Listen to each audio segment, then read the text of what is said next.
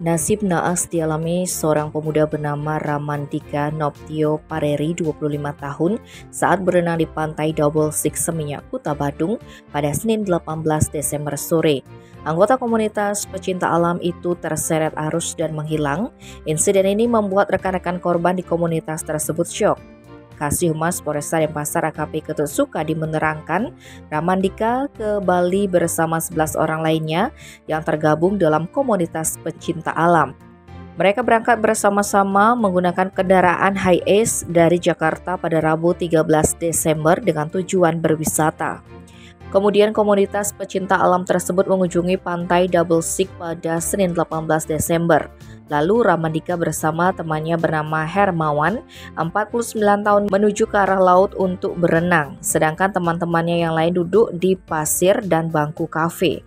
Berselang beberapa saat kemudian Hermawan merasakan kakinya sudah tidak bisa menapak di pasir. Waktu itu jarak mereka sekitar 50 meter dari bibir pantai, lantaran ombak seperti membesar dan terasa menyeret, maka saksi berniat untuk menghentikan renangnya dan mengajak korban yang saat itu masih berenang dengan ceria untuk ke tepian.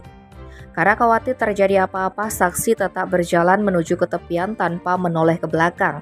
Akan tetapi sesampainya Hermawan di tepian, ternyata Ramandika sudah menghilang, diduga terseret arus dan tenggelam.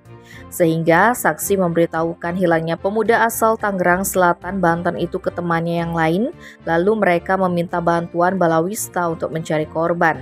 Satuan Pol Airut Polresta Denpasar yang menerima laporan kejadian ini pun datang ke TKP dan berkoordinasi dengan Basarnas Bali untuk turut mencari. Sementara itu, Kepala Kantor Pencarian dan Pertolongan Denpasar Inyoman Sidekarya menerangkan pihaknya mengerahkan 15 personel serta 2 unit jet ski dan 1 unit rubber boat. Pencarian hari kedua dilanjutkan dengan dibantu alat deteksi berupa drone, thermal, dan aqua ace. Tim Bali Express melaporkan.